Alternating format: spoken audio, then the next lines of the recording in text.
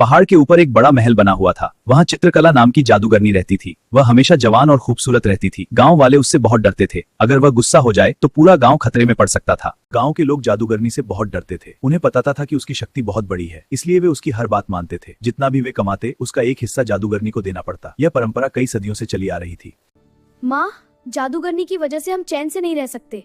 बेटा, मुझे पता है, हम हमेशा उसकी गुलामी में क्यों रहेंगे। जैसा चल रहा है वैसे ही चलने दो। लेकिन माँ, कोई रास्ता तो होगा। जैसा चल रहा है वैसे ही चलने दो। राकेश खेत में काम कर रहा था, लेकिन उसका मन कहीं और था। उसकी निगाहें बार बार महल की ओर उठती थी। मैं कुछ करूंगा, उसने ठान लिया था। राकेश, तुम चिंतित लग रहे हो। क्या हुआ बेटा? चाचा, मुझे एक रास्ता सूझा है। हम गांव वालों को चित्रकला से मुक्त करा सकते हैं। चाचा, अगर गांव वालों को बचाने में मेरी जान भी चली जाए तो मुझे खुशी होगी। बेटा, यह काम बहुत कठिन है।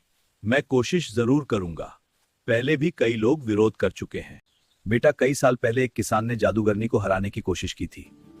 जादूगरनी ने उससे सब छीन लिया और वह गांव छोड़कर भाग गया। मुझे ही इस समस्या का हल ढूंढना होगा। उस किसान का नाम गोपाल है। वह पास के एक गांव में रहता है, लेकिन किसी से मिलने की हिम्मत नहीं करता। वह डरता है कि कहीं जादूगरनी उसे मारने के लिए न भेज दे। अगले दिन राकेश दूसरे गांव की ओर चल पड़ा। वह गोपाल से मिलने का मन बना चुका था। रास्ता थोड़ा लंबा और सुनसान था, लेकिन राकेश की आंखों में हिम्मत और उम्मीद थी। उसने तय किया कि वह डर के बिना आगे बढ़ेगा। राकेश गोपाल के गांव पहुंचा। गांव छोटा और शांत था। लोग अपने काम में व्यस्त थे, लेकिन कुछ डर के संकेत दिख रहे थे। उसने पहले कभी किसी से मिलने की हिम्मत नहीं दिखाई थी। गोपाल चाचा। राकेश, तुम यहाँ क्यों आए हो? चाचा, मैं शांति से आया हूँ, कृपया सुनिए। ठीक है, बताओ। गोपाल जी, मैं आपको आश्वस्त करता हूँ, मैं कोई नुकसान नहीं पहुँचाऊंगा। जी, धन्यवाद। गोपाल जी, मैं शांति से आया हूँ। क्या बात है राकेश? मुझे विश्वास दीजिए, मैं गांव को बचाना चाहता हूँ। ठीक है, पर सावधान रहना। गोपाल जी, कृपया मेरी मदद करें। राकेश, यह बहुत खतरनाक है। मैं डरता नहीं। हमें मिलकर चित्रकला को हराना होगा। ठीक है, पास आओ। हम जादूगरनी को कैसे हराएं? वह थोड़ा डरते हुए भी राकेश की मदद करने को तैयार दिखा। राकेश ने सम्मान और भरोसे के साथ उसकी बात ध्यान से सुनी। जादूगरनी को हराने का रहस्य क्या है? ठीक है, लेकिन ध्यान से सुनना। तोते तक पहुंचना बहुत मुश्किल है। जादूगरनी हमेशा उसकी रक्षा करती है। राकेश ने धीरे से सिर हिलाया। अब वह पूरी तरह तैयार था। यह काम बहुत खतरनाक है। जरा सी गलती जान ले सकती है। राकेश चुपचाप सब सुनता रहा। उसके चेहरे पर डर नहीं, हिम्मत थी। तुम्हें सही समय का इंतजार करना होगा, जब जादूगरनी सो रही हो। राकेश ने ध्यान से यह बात समझी। अब उसकी योजना और साफ हो गई। तुम्हें महल में चुपके से जाना होगा। किसी को पता नहीं चलना चाहिए। राकेश ने धीरे से सिर हिलाया। अब वह पूरी तरह तैयार था। रात होते ही राकेश महल की ओर बढ़ा। चारों ओर सन्नाटा और हल्का अंधेरा था।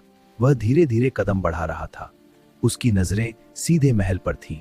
राकेश धीरे से महल के गेट तक पहुंचा। उसने चुपचाप गेट को धक्का दिया।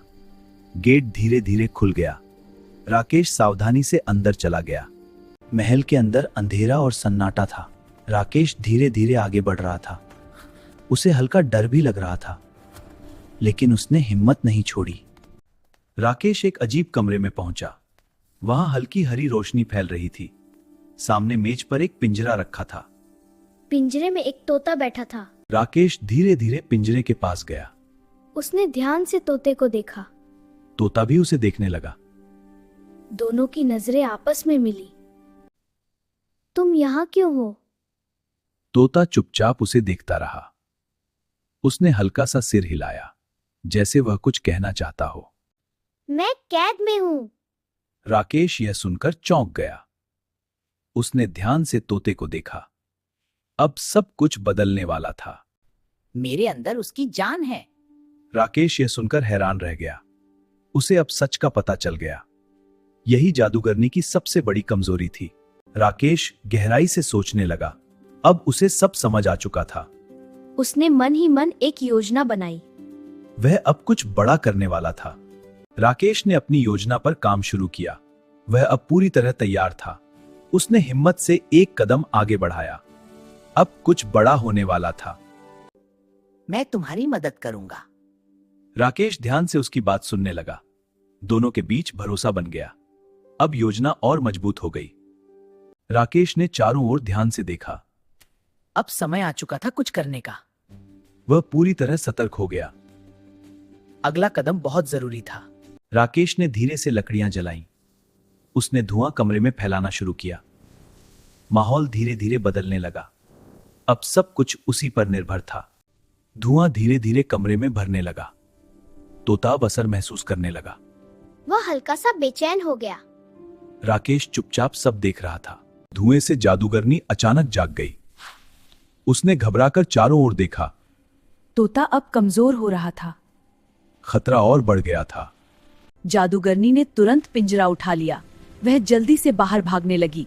धुआं चारों ओर फैल चुका था।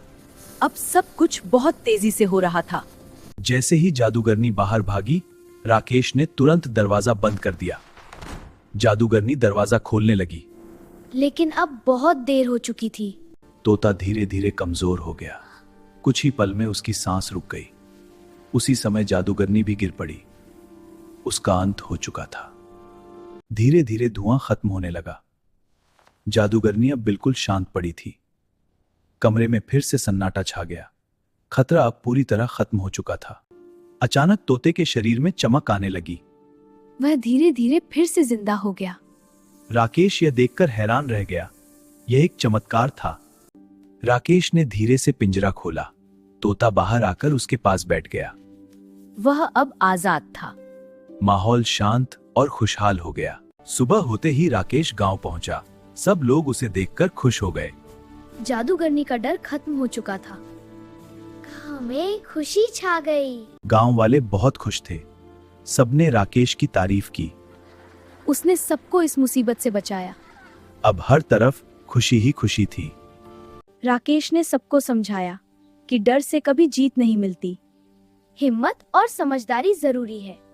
तभी हम मुश्किलों को हरा सकते हैं।